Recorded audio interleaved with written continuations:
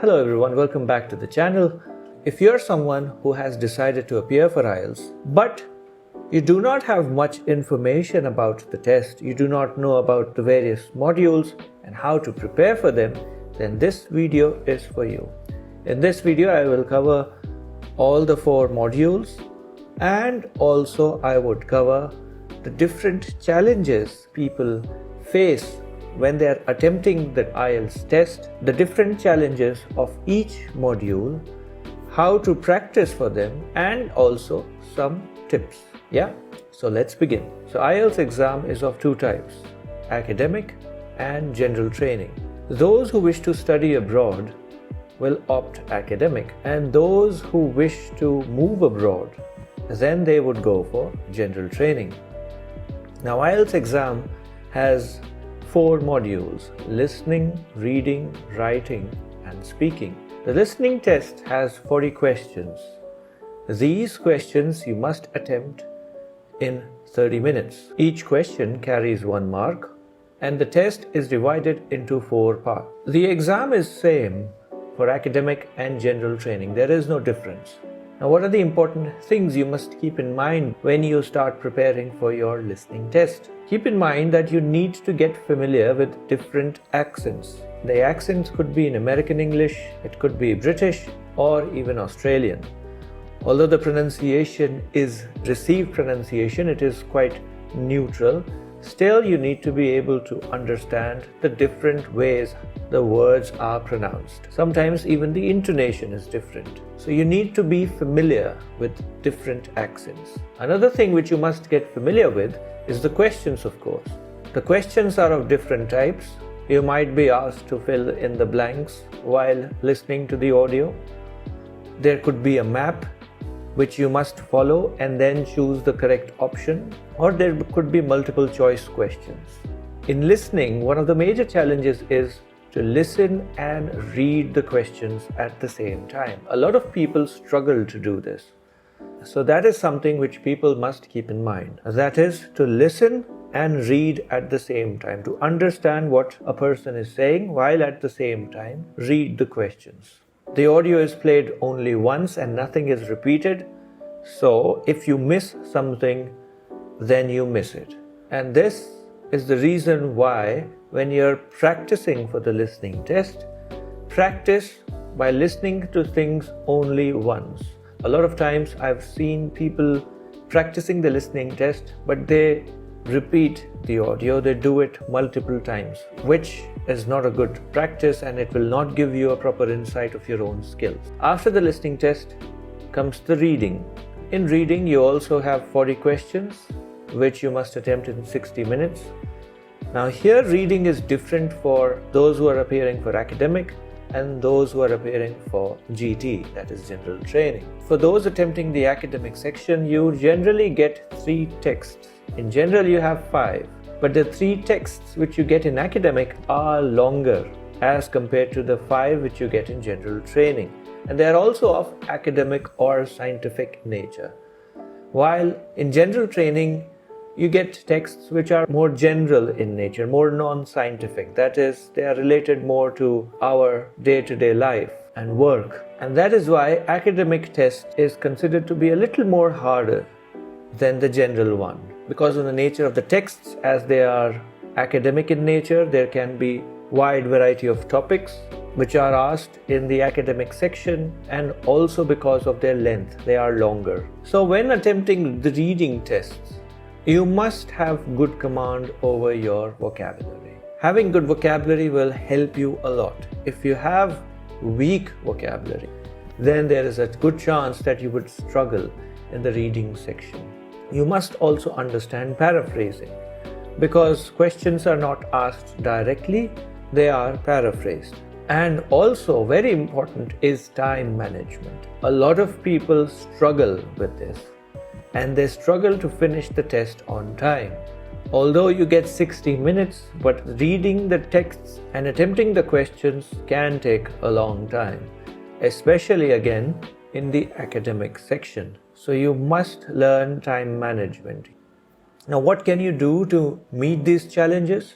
You can read books and magazines to develop your vocabulary, and you should also start solving sample papers. Solving sample papers will help you understand how long it takes you to go through the texts and answer the questions, and whether you're able to solve the whole reading section in the given time, or are you going over the time limit. After you've attempted listening and reading tests, the next test which you will attempt is the writing test.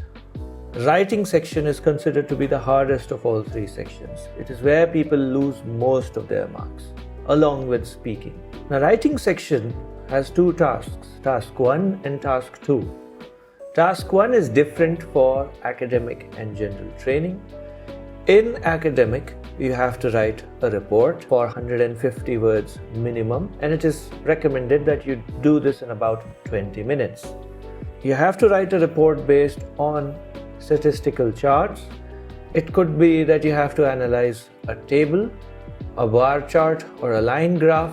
At times there are maps or even questions on process diagrams or flow charts. So you must be aware the different types of questions which can come in task 1 in the academic section, and you must practice them enough so that you have good command over each type of question.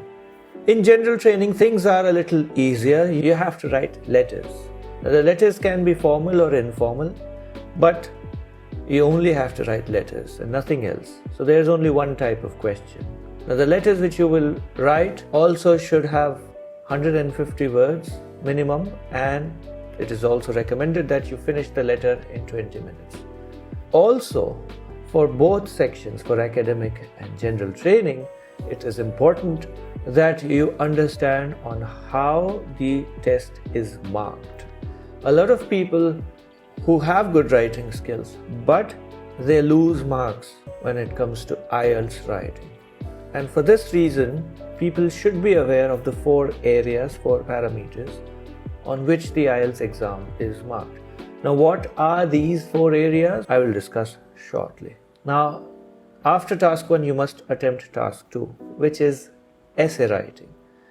Now, this task 2 is much more important, has more weightage in your score than task 1. Task 1 is worth 1/3 of your total marks, and task 2 is worth 2/3 of your total marks. So essay writing, which is task 2, has more weightage and therefore more important. Now, the essay which you need to write needs to have 250 words minimum, and it is recommended that you finish your essay in 40 minutes. Now, in task 2 essay writing, the questions can be broadly divided into 2 types, opinion based and idea based. Now, that is that the questions for essays can be where you have to discuss 2 different views and give your own opinion about the topic. You could be asked to pick a side, that is, you have to either agree or disagree, or perhaps they could even ask you to what extent you agree with a particular topic. Then you can also be asked about advantages and disadvantages, or problems and solutions about a particular thing, or even causes and effects of something. So majorly you get questions out of these 5 types. Now, IELTS writing is judged on these 4 parameters, that is task achievement or response, where they would see whether you've stuck to that particular topic and answered the question properly and that you've not digressed. They will ask you how well your ideas are understandable, how coherent they are, and how well they are connected. They will also have a look at your vocabulary and also your range of grammar and its accuracy. Now each of these affect 25% of your score, which is a good thing and a bad thing. That means you have to be overall decent in English, in your usage of English, in how you're producing your writing, and also whether you're sticking to the topic or not, and how you're presenting your ideas. So that can be a bit challenging. But a good thing about is this, that a lot of times people get nervous, they get stressed, and they think that their vocabulary is not too strong, or they're not well versed with the different grammar structures. and they might make mistakes in him. So that is something which a lot of people get stressed about. But a good thing is that it is only 25% of your score.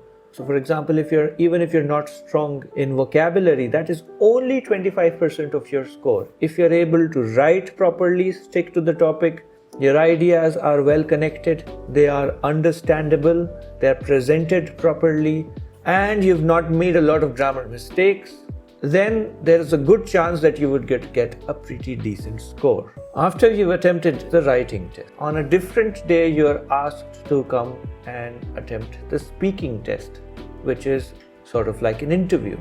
The speaking test has 3 parts, part 1, 2 and 3. Part 1 is where the examiner will ask you really short questions about your daily life. It could be about where you live, what you do, and it lasts normally about 4 to 5 minutes. One advice which I would like to give students here is that never give one-word answers. Although the questions could be close-ended, that is, you can answer them in one word, in yes or no. However, I would suggest that you make a sentence and do not give one-word answer. Part 2 can be challenging because here you have to speak for 1 to 2 minutes on a particular topic. A topic would be given to you on a card which will have 3 or 4 cues, and you will get a minute to prepare your answer and then speak for about 1 to 2 minutes. Part 3 is more abstract in nature. That is, you will have more open-ended questions, and these questions are somewhat related to the topic which has been asked in part 2. So for speaking test, I would advise that you develop your speaking skills properly. You work on your fluency, your pronunciation, your intonation, and of course your vocabulary and grammar should be correct as well. So how to practice speaking even if you're alone? Well, it's quite easy. You do not necessarily need someone to practice speaking with. You can always use your phone as a recorder. You can record yourself and check how you're performing, get a list of previously asked questions, and record yourself and see whether you're able to speak for 1 to 2 minutes, whether you're able to use good vocabulary. Are you making mistakes in grammar? Are you hesitating? How is your fluency? How is your pronunciation?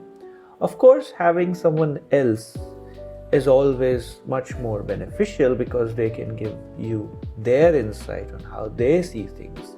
But still, it is not necessary that you will not be able to practice at all if you're alone. And practice is something which you should not shy away from. So that's it. If you want writing and speaking classes, again, you can join my course on speaking and writing. The details are on the website, or you can also contact me here on this number or at this email address. Well, I hope you have got now enough information on how to begin your IELTS journey. And so, practice hard, and I wish you the best.